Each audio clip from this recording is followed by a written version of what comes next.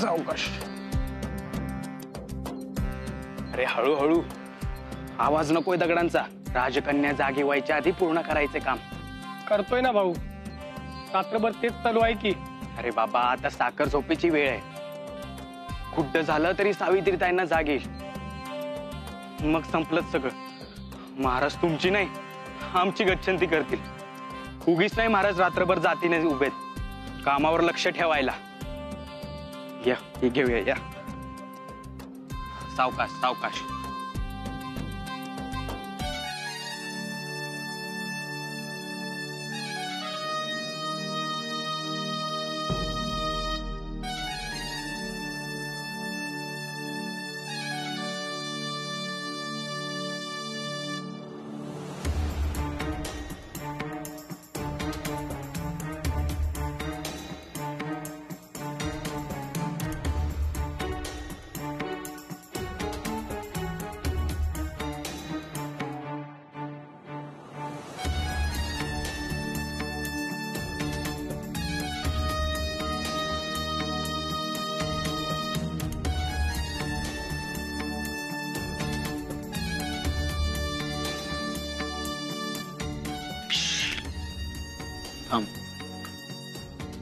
अजिबात आवाज करू नको, अशी सक्त आज्ञा आहे महाराजांची. का? सावित्रीला जाग येऊ नये म्हणून. तिला चकित करणार आहेत ना महाराज. म्हणजे? तुझ्या अपयशाचा 16 आहे ना आज. सावित्रीचा 9वा जन्मदिवस. त्यासाठी चाललंय सगळं कौतिक बगीच्यात. तुझी सावत्र कन्या तुझ्या नाकावर टिचून मोठी होतीये आणि आजही महाराजांना तुझ्यापेक्षा अधिक तीच प्रिय आहे. तिच्यासाठी रात्रीचा दिवस करतायत. बघ बघ.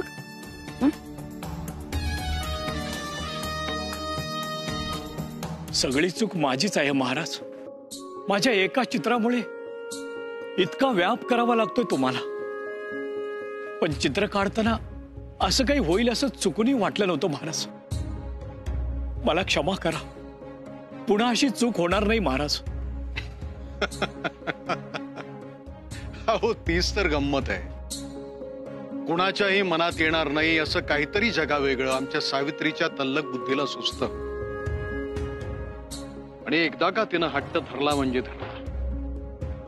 मग साक्षात ब्रह्मदेव जरी समोर अवतरले ना तरी सुद्धा ती मागे हटणार नाही. आणि खरं सांगू का,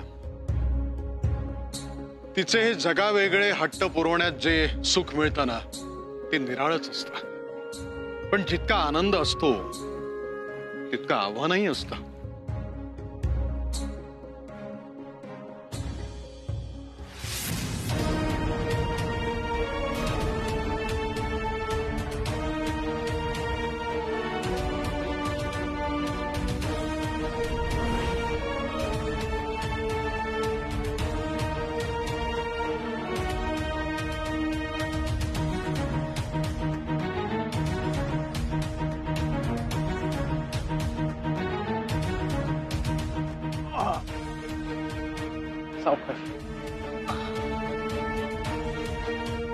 महाराज हरकत नाही. आम्ही जातीनं इतकी काळजी घेतो याचं कारण हे गुपित सांभाळणं फार महत्वाचं आहे. बाहेरचं जग पाहण्यासाठी सावित्रीनं हा राजवाडा सोडण्याचा धोका पत्करू नये म्हणून ते जगच आम्ही इथे आणण्याचा प्रयत्न करतोय. सांभाळून करा, आवाज करू नका.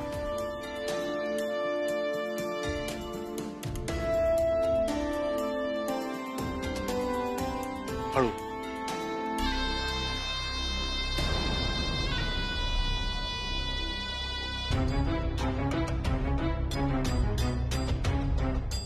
शिव शिव शिव शिव शिव.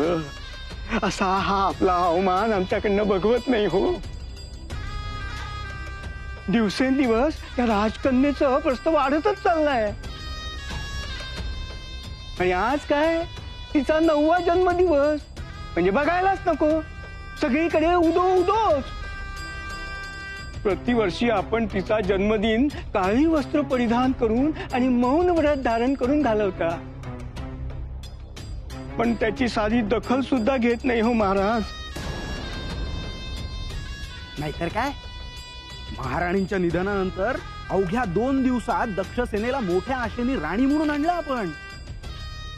परंतु निष्पन्न शून्य. म्हणजे इतकी प्रभावी विद्या आहे त्यांच्यापाशी, परंतु महाराजांवर त्यांचा काही तो मोहिनी मंत्र चालला नाही. इतक्या वर्षात नवा वारस काही मिळाला नाही राज्याला. उलट सावित्रीचा प्रभाव वाढत चाललाय. पण त्या दक्षसणीचं लोणं आपणच आपल्या गळ्यात घालून घेतलंय. त्यांच्या बाबतीत अगदी धरलं तर चावतंय आणि सोडलं तर पळतंय असं झालंय आपलं. तात्पर्य काय? वारसाची आशा आणि हट्ट सोडलेलाच बरा.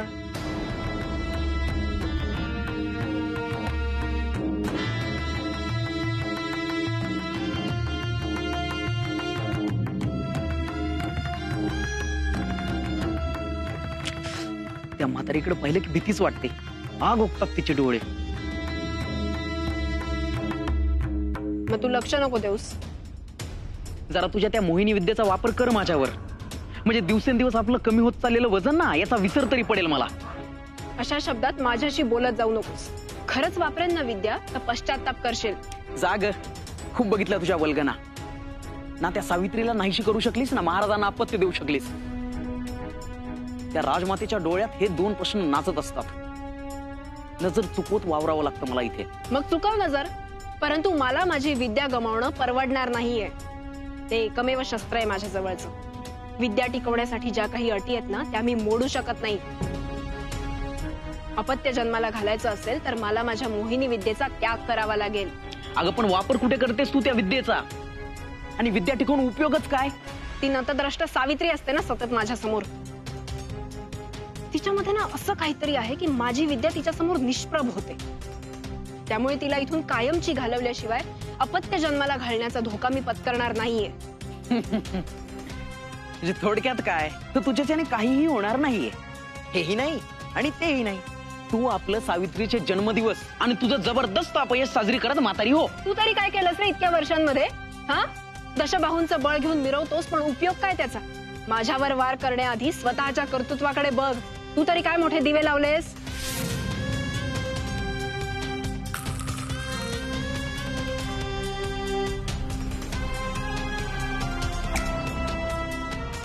पुन्हा पुन्हा माझ्या जखमेवरची खपली काढत होतास ना, आता स्वतःची साल्टी सोलून घे. स्वतःला चापकाचे फटके मारत बस. निघ.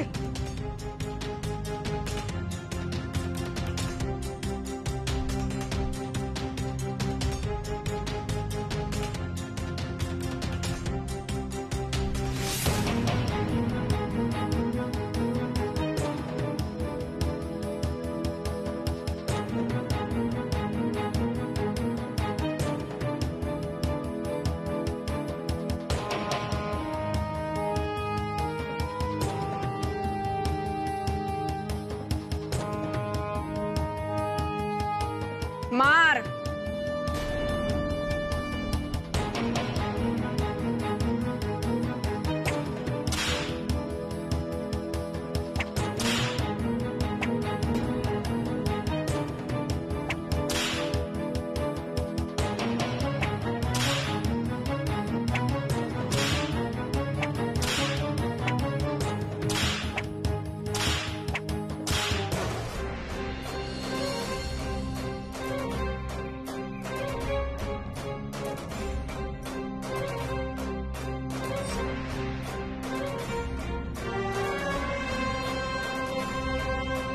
जांभळ्या, करवंद्या, उतरा खाली. हे पा, माया डोया भुगाना करा. चला उतरा सरी सरी. ना सत्तूशी सोडून नाही आहेत आम्ही. ना ना सोडू हा निवारा. अरे असं काय करीता? उतरा उतरा, चला. चला सरी सरी. राणे शालो सीमा जवळ ना, पाऊल उचलू तर पोचित. कुठे चालिले? पूर्वजहा निवारा सोडीसन कुठे चालिले? पगडू का तुम्ही? पगलू तर तुम्ही. मद्र सीमेसीने भिंत बांधली मद्र राजाही, त्यात आपल्याच पोटातनी लाद बसली. लाकडं, डिंग, फुलं, फळं, औषधपाला सार विकासीन पार वळसा घालीत शाल्व सीमेसीन जाऊ लागत. एवढा फेरा रोज करसीन तो पगलू. शाल्व सीमेसीन जाऊन राहीत आता. ना ना, शाल्व सीमेसीन धोका असीन. शाल्वा हा नवा राजा क्रूर कर्मा तो ओरबाडीत तुम्हासी रहा थे. शाल्व सीमेसीन न जा. पण नवा राजा क्रूर कर्मा तूच कुठून कळीत? तू तर अथे असेल 9-10 वरीस.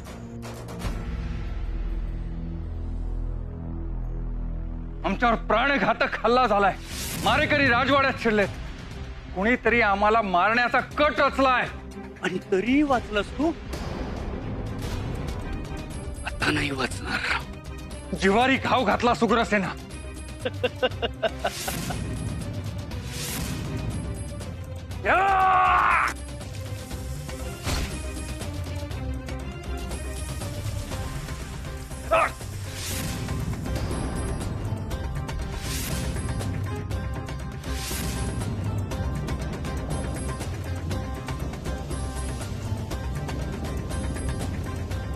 सुटणार नाही तुम्ही आमच्या ताब्यातून.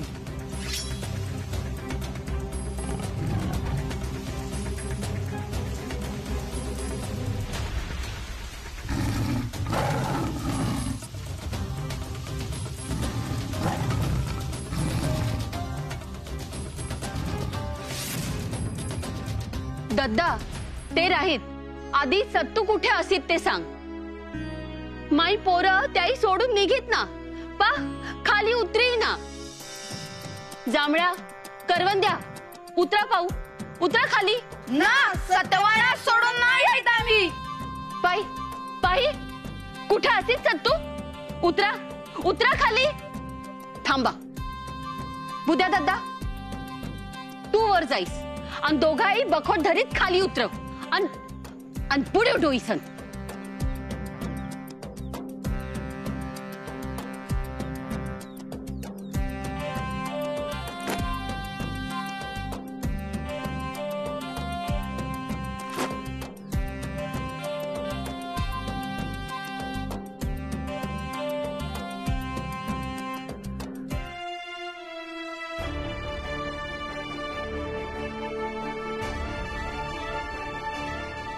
सरी सरी चला. ती भिंत नसीत तर कशा पायी वेळ येईल घर सोडून जाऊ. हा तुमचा तातो भिंत ओलांडू गेला आणि भिंतीवरून आले ना सैनिकाई बाण. जीव गमावला माप त्या भिंती पायी. ना नको. शाल्व सीमेसीन जे गेले ते सुखी झाले. चला सारं सोडीत ते गोडीत ना रडू गेळीत सोडीत. चला चला सरी सरी.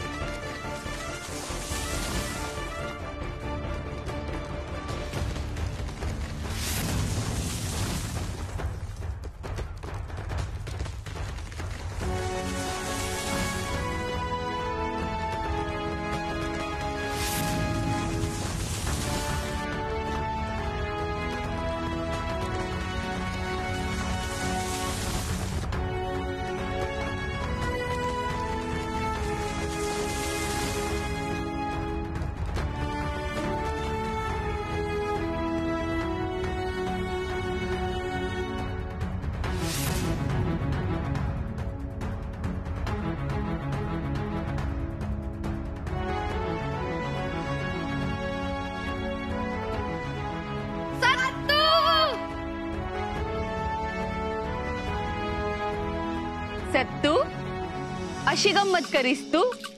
तरीच ही सोंग तू अनाथ करीत.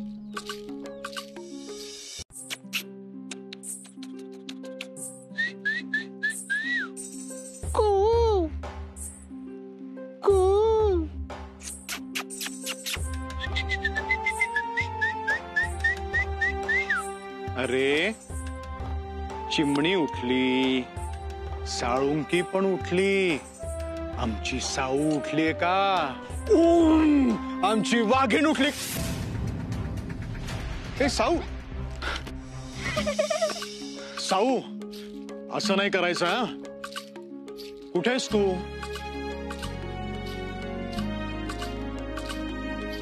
हे बघ, आम्हाला घाबरवायचं नाही, निदान हो तरी दे. आम्हाला कळू तरी दे तू कुठेस ते.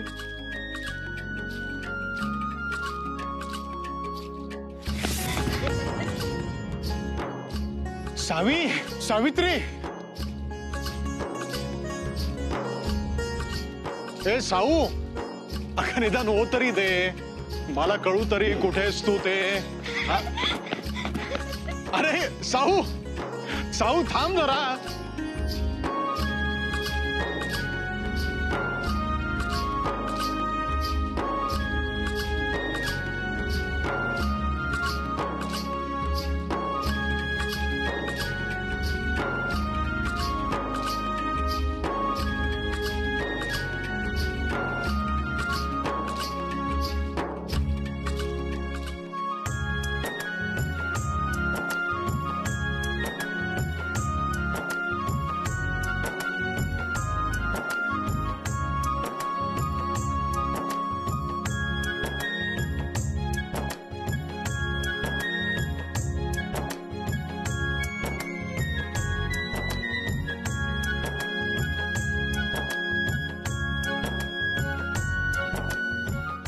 साऊ,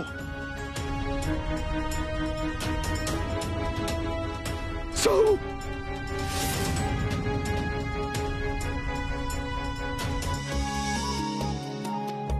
आहे की नाही मी तुझी वाघीण ताता? घेतली की नाही तशीच झेप? हो ग हो. आयुष्यमान भव. खूप खूप मोठी हो, खूप खूप सुखी हो. सुखी? सुख म्हणजे काय रे ताता? केवढा गहन प्रश्न विचारलास बाळा.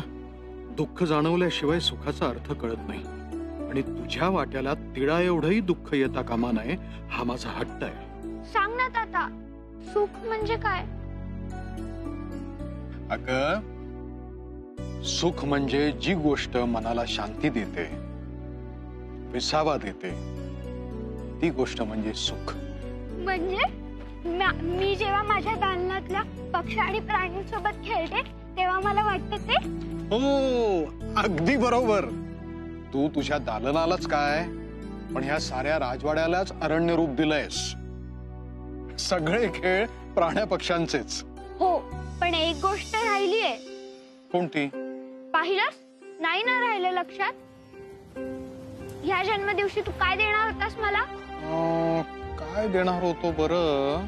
काही बोलू नकोस, मला माहितीये तुला सगळं आठवतंय. ते बघ.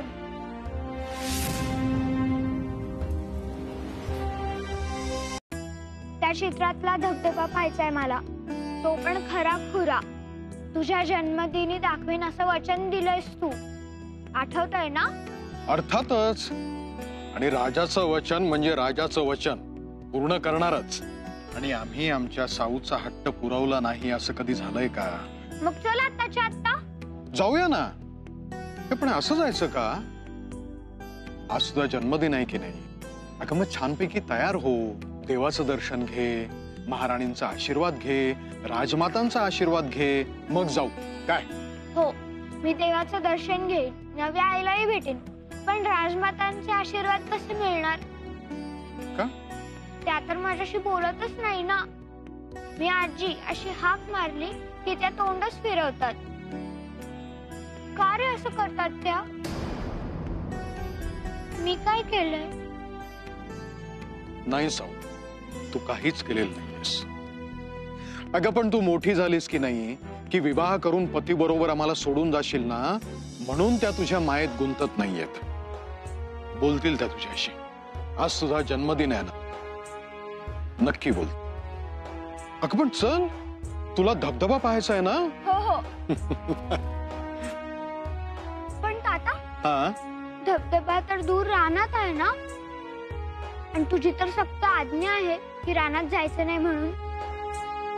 रान आणि राज्याच्या मध्ये तू मोठी भिंत बांधली आहेस ना, मग धबधबा कसा दिसणार? आपण ओलांडून जायची ती भिंत.